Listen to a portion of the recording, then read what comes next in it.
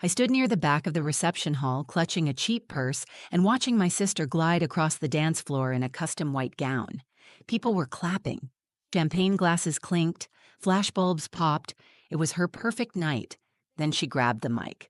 Jasmine looked out at the crowd with a dazzling smile, but her eyes landed on me like a blade. She said, "She came alone. No husband, no money, just a useless kid." Laughter rippled across a few tables. My mother, sitting in the front row like a queen, leaned toward the photographer and said, "Let's not ruin the photos with her face." Something inside me cracked. I tried to hold my daughter's hand, but she had already let go. 8-year-old Sophie was walking across the dance floor past the stunned guests toward the DJ booth. No one stopped her. The DJ leaned down to hear her, confused.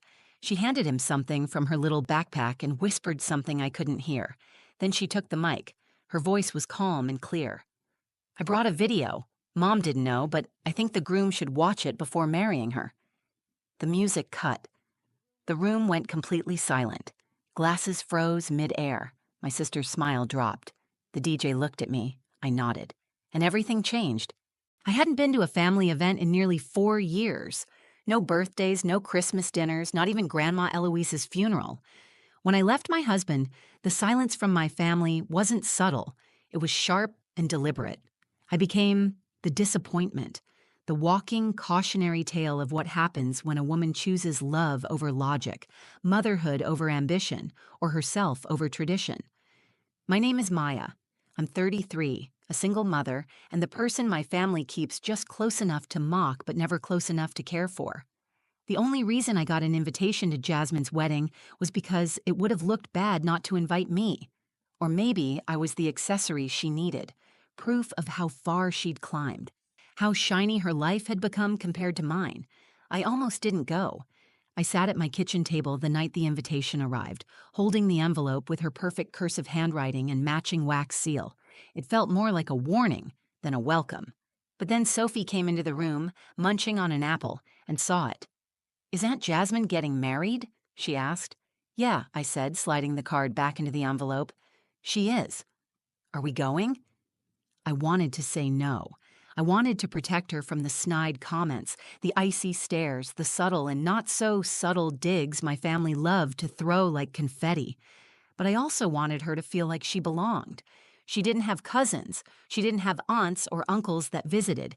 And her grandparents had been reduced to people she occasionally heard me argue with over the phone. I didn't want her to think that her world ended with just me. So I said yes. We didn't have much. I borrowed a dress from a coworker and found Sophie a little pink satin dress at a thrift store. She twirled in front of the mirror like she was a fairy princess. I smiled and told her she looked perfect. She told me I looked like a movie star. That was all I needed to hear. We drove 2 hours to the wedding venue. It was one of those restored barns converted into a rustic chic wedding hall. Giant chandeliers, long farmhouse tables, fresh white roses lining every wooden beam. I knew the moment we walked in that we didn't belong. Jasmine wore a couture gown, layered in silk and glittering stones. Her hair was swept up like she was about to walk a red carpet. People swarmed around her, complimenting her ring, her dress, her skin, her flowers. She spotted me across the room, gave a tight smile, and turned away without a word. My mother, sitting at a table full of her church friends, narrowed her eyes at me, then turned back to her wine. No one said hello. No one asked how I was doing. Not one person acknowledged Sophie except to ask whose child she was. I kept my back straight, kept smiling for Sophie's sake, and took photos of her walking through the rose garden behind the barn. She was the only reason I didn't get in the car and leave. When the ceremony started, we sat in the back. I watched my sister walk down the aisle with my stepfather at her side. My father, our real father, had passed away 2 years earlier, and no one mentioned him once. I thought of him constantly. He would have hated this wedding. He would have seen right through Jasmine's filtered version of herself. He would have sat with me. After the ceremony, we slipped into the reception hall. That's when it started. The subtle digs, the not-so-subtle laughs, the glances that said more than words ever could. At dinner, there was no place card for me. A waiter pointed to an empty chair by the bathroom. No one spoke to me except to move their purse or scoot their chair. Jasmine passed by me twice and didn't look once in my direction. I felt invisible. Sophie never left my side. She held my hand. She asked if I was okay. She pointed out a cupcake tower and tried to cheer me up. I smiled and told her I was fine. She looked unconvinced. I thought that would be the worst of it. I thought we would sit through dinner, maybe dance once, take a few photos, and leave quietly. But I was wrong. My sister had one more performance planned, one final act, and when she took the mic, everything we had tried to quietly endure came crashing down in front of everyone. The speeches started after dinner. The maid of honor went first, a sorority friend of Jasmine's, who made a few cute jokes and cried through a story about the time Jasmine saved her from a bad breakup. Then came Nathan's best friend, who toasted the groom's loyalty and told a charming story about their childhood. Everyone clapped, laughed, sipped their wine. I was already planning how to exit quietly once the dancing began. Sophie had started nodding off, her head leaning on my shoulder. I kissed the top of her hair and told myself we could slip out once the spotlight shifted to the first dance. Maybe we could grab one of those mini cheesecakes on the way out and call it a night. Then Jasmine stood up and asked for the microphone. The room quieted immediately. She looked flawless. Her dress sparkled. Her makeup didn't budge. Her smile was wide and polished. The wedding planner handed her the mic and the DJ lowered the music. "Thank you all so much for coming," she said, looking out over the sea of perfectly curated guests. "I know it means the world to Nathan and me to have all the most important people in our lives here today." There was scattered applause. My mother raised her glass. Jasmine turned slightly and gestured toward her bridesmaids. "I want to thank my girls for the bachelorette trip in Miami, my cousin Dana for making sure my makeup didn't melt in this heat, and of course my amazing husband for being everything I prayed for." Nathan smiled, a little awkwardly. Jasmine reached down to brush his cheek with her hand, then turned toward the back of the room. Her eyes locked on me. "And of course," she said, "I'm so touched that my sister Maya made the trip. It must have been hard coming all this way. I mean, she came alone. No husband, no money, just a useless kid." There were a few stifled laughs. Someone gasped softly. I felt Sophie sit up straighter next to me, but I couldn't look at her. My ears were ringing. My throat tightened, and all the noise in the room became distant. Jasmine kept going, smiling. Family is family, right? Even when some of us make, let's just say, questionable choices. People weren't sure how to react. Some chuckled nervously. Others just looked down at their plates. I could feel my mother watching me, waiting to see how I would respond. When I didn't move, she leaned in toward the photographer at her table and said clearly, "Let's not ruin the photos with her face." It landed like a slap. My heart started pounding. I tried to speak, but nothing came out. I wanted to stand up, grab Sophie, and leave, but my legs wouldn't move. I kept thinking, she's just a kid. Don't let her see you cry. I turned to check on her, but her seat was empty. Panic shot through me. I stood up, looking around. That's when I saw her, already halfway to the DJ booth. My daughter, in her thrifted pink satin dress and glittery shoes, was walking across the dance floor like she belonged there, like the room wasn't full of people who had just watched her mother get humiliated. She walked right up to the DJ, said something I couldn't hear, and reached into the tiny backpack she'd been carrying. I didn't even remember she had it with her. I'd asked her earlier if she wanted me to carry it, but she said no. She wanted to keep her own things. The DJ looked confused. Then she handed him something small and black, a flash drive. He hesitated, then glanced toward me. I met his eyes and nodded. Sophie took the mic, and the room, still buzzing from Jasmine's speech, fell quiet again. She stood on tiptoe, brought the microphone to her mouth, and said, "I brought a video. Mom didn't know, but I think the groom should watch it before marrying her."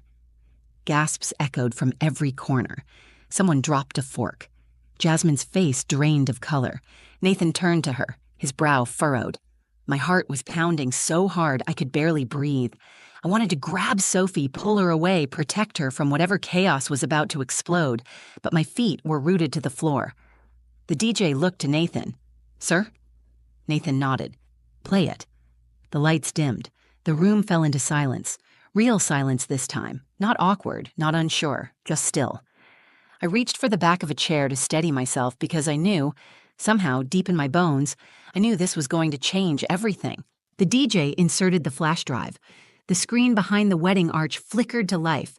Jasmine lunged forward and grabbed the mic back from Sophie, her voice shrill. "Turn it off. That's not part of the schedule. She's just a kid. She doesn't know what she's doing." Nathan stepped between her and the DJ. "Let it play." She froze. The room froze. Even the servers near the back of the hall stopped moving. The first image on the screen was a still photo of Jasmine, taken just a few weeks earlier. She was sitting on a couch, drink in hand, texting. Then the video started to play. A voice recording came first. Jasmine's voice, casual and cold, filled the speakers. "He's boring. But the man's got money. And that house. Have you seen the kitchen? I'm not passing that up because of morals. Morals don't pay mortgages." A few people gasped. One woman, seated with Nathan's family, put a hand over her mouth. Jasmine screamed, "It's edited. That's not real." But her voice in the recording continued. "I'll stay married for 2 years tops. Then I'll walk away with the condo and alimony, maybe a baby if I'm strategic. You don't marry for love anymore, you marry for leverage." The footage cut to screenshots. Text messages between Jasmine and a friend named Trish scrolled across the screen. Jasmine's name was clearly visible at the top. Jasmine: "He's dumb enough to think I love him. I can't even fake being interested in his job."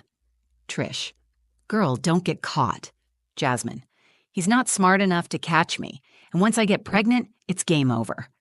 Nathan stood perfectly still, his eyes locked on the screen. Jasmine ran to him, grabbing his arm. "It's fake. It's a prank. This is Maya's doing. She's trying to ruin my life." Nathan pulled away. The next clip showed a short video. Jasmine sitting in her car, speaking into the camera. "This family is so full of losers. Maya's over there pretending to be a mom when she can't even afford real shoes for that kid. She should have given her up for adoption. I only invited her to the wedding so people could see what rock bottom looks like." The room was dead silent. Sophie had returned to my side. I knelt down to her level. "How did you get that?" I whispered. "I used your old phone," she said. "It had her messages. She borrowed it once, remember? I saw her record things too." My stomach twisted. I had forgotten Jasmine ever touched that phone, but Sophie hadn't. I stood slowly, unsure of what would come next. My heart ached for Sophie, who should never have had to carry something so heavy. She had done it because no one else would. Nathan stepped forward. "Is there more?" he asked the DJ. "One last clip," the DJ said quietly. The screen showed Jasmine, drunk at a bar, laughing with 2 other women. She said, "After this wedding, I'm going to block his whole family. I already told his mom I'd visit for Sunday dinners. Yeah, right." The lights came back on. No one moved. No one clapped. No one knew what to do. Jasmine turned toward me, eyes blazing. "You set this up. You sick. Jealous." Nathan cut her off. "You lied to me. You mocked my family. You made a fool out of me in front of everyone I love." "I didn't mean it," she snapped. "It was just jokes. Private jokes." He shook his head. "You didn't just disrespect me. You hurt a child. You humiliated your own sister at your wedding." She stared at him like she didn't recognize his face anymore. "So what, you're calling it off?" "I'm not marrying someone who sees people as tools." Then he turned to me. "I'm sorry, I didn't know." I nodded, unable to speak. Sophie squeezed my hand. Jasmine stormed out. Her mother, our mother, didn't follow. She sat there, stunned. For once she had nothing to say. And as everyone looked at me, at my daughter, I didn't feel ashamed. I didn't feel like the black sheep. I felt seen. Sophie had handed the truth to a room that didn't want to hear it, and they heard it anyway. Jasmine stood in the doorway, stunned. Her veil had been torn in the rush to storm off, and her bouquet had fallen to the floor like a dropped lie. Nathan didn't follow her. He stayed planted in the center of the room, fists clenched at his sides, chest rising with shallow breaths. He looked like someone who had just discovered a crack in the foundation he'd built his life on. No one said a word. The silence was louder than the music had been. I felt my daughter's hand wrap tighter around mine. She looked up at me, her eyes wide but steady. She hadn't cried. She hadn't backed down. She didn't ask if she'd done the right thing. She already knew. Nathan walked toward his mother's table, where his younger sister sat with a trembling wine glass in hand.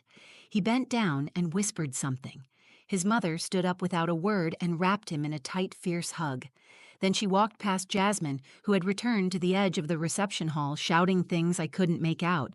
Her voice was cracking, unraveling. "Where's Dad?" she called out, spinning in her heels, looking for someone, anyone who might back her up. "Where's Mom?"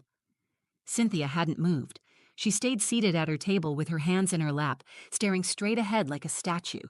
She didn't defend Jasmine. She didn't speak. She didn't even blink.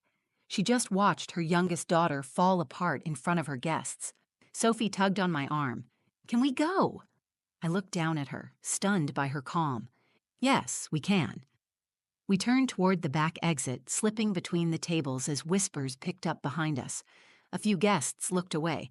Others looked at me with something close to apology. I didn't need their pity. I wasn't leaving in shame. Then I heard a voice from behind. "Maya, wait." I turned around. Nathan was walking toward us, face pale but calm. He stopped a few feet away, careful not to come too close, and looked directly at Sophie. "You're brave," he said. "You knew the truth and you shared it. You protected your mom. That matters more than anything that happened here today." Sophie didn't say anything. She just gave a small nod and leaned closer to my side. Then he looked at me. "I'm sorry for what they did to you," he said. "I should have seen it. I should have known the kind of person I was marrying." "You didn't do anything wrong," I said. "She fooled everyone. I know what that feels like." He gave a small, sad smile. "Maybe this saved me." "Maybe it saved both of us," I replied. We stepped outside into the cool evening air. The sky was streaked with the last hints of sunset, orange fading into blue. Sophie reached up and wrapped her arms around my waist. I held her tight, pressing my face into her hair. I didn't cry. I thought I might. I thought the weight of what just happened would crush me, but instead I felt light. I felt free. Inside that building, I had been humiliated in front of the same people who had ignored and discarded me for years, but I had also watched my child stand up and speak truth with more courage than most adults had ever shown me. And now, finally, I could walk away from all of it with my head held high. My phone buzzed in my purse. A message from my mother. "You should have stopped her. She ruined everything." I deleted it without reading the rest. As we walked to the car, Sophie looked up and said, "Was that okay?" "What do you mean?" Doing what I did. Showing the video, I stopped and turned to her. "It was more than okay. It was right. It was hard, but it was right." She smiled, and for the first time all night, it wasn't the polite smile of a child trying to hold herself together. It was real, confident, peaceful. She buckled herself into the back seat as I started the car. I sat there for a moment, hands on the steering wheel, heart still racing. She had shown the truth, not just to the guests, not just to Nathan, but to me. She reminded me of who I was, of what I'd been surviving, of how strong we both really were. I turned the key, looked at her through the rearview mirror, and said, "Let's go home." The ride home was quiet, but it wasn't heavy. Sophie leaned her head against the window and hummed softly to a song on the radio. I kept my eyes on the road, but my mind was still in that wedding hall. I wasn't thinking about Jasmine or my mother. I wasn't even thinking about what people would say after the dust settled. I was thinking about what it meant to have someone so small, so young, be so fearless on my behalf. When we pulled into our apartment parking lot, Sophie looked at me and asked, "Will I get in trouble for what I did?" "No," I said, turning in my seat. "You did something most grown-ups are too afraid to do. You stood up when it counted. You didn't just protect me. You stood up for the truth." She nodded like she was still processing it, then said, "I didn't like how they looked at you. Like you didn't matter." That broke me more than anything Jasmine ever said. I reached back and held her hand. "You saw it too?" "I always see it," she whispered. That night, after I tucked her into bed, I sat in the kitchen alone. The wedding had ended hours earlier, but my phone was still buzzing. Missed calls from Cynthia, a text from my uncle asking what really happened, a voicemail from Jasmine full of screaming and denial. I turned my phone off and left it face down on the counter. I didn't need to explain myself anymore. Not to them, not to anyone. For years, I carried guilt I didn't earn. I blamed myself for my divorce, for the family's judgment, for not being the daughter they wanted. I let them make me feel like a failure because I chose to raise Sophie alone instead of stay with a man who broke me piece by piece. I tried to be quiet, polite, invisible, just to avoid another round of humiliation. And for what? So they could still strip me down in front of strangers like I was nothing? But I wasn't nothing, and I had never been. My daughter saw me as someone worth defending. That truth mattered more than 1,000 apologies that would never come. That night at the wedding wasn't just a turning point for Jasmine and Nathan, it was a turning point for me. I woke up the next morning feeling like I could breathe again. I made pancakes. Sophie added chocolate chips. We danced in the kitchen in our pajamas. For the first time in years, there wasn't a weight on my chest or a knot in my stomach. There was just peace. Over the next few weeks, word spread. Some family members reached out with carefully worded sympathy. Some offered half-hearted apologies. Others tried to pretend nothing had happened. I didn't respond to most of them. I didn't need closure from people who never saw my worth until they were forced to. Nathan sent me a message. Just one. I hope you and Sophie are okay. I still think about what she did. Thank you, we were okay. Sophie started writing stories in a notebook she kept hidden under her bed. One day, she let me read one. It was about a girl with a quiet mom and a loud family. In the story, the girl saved the day. I closed the notebook and hugged her tight. There was no grand reconciliation, no family reunion. Jasmine disappeared for a while. My mother posted old family photos with long captions about betrayal and shame, never using names but making her message clear.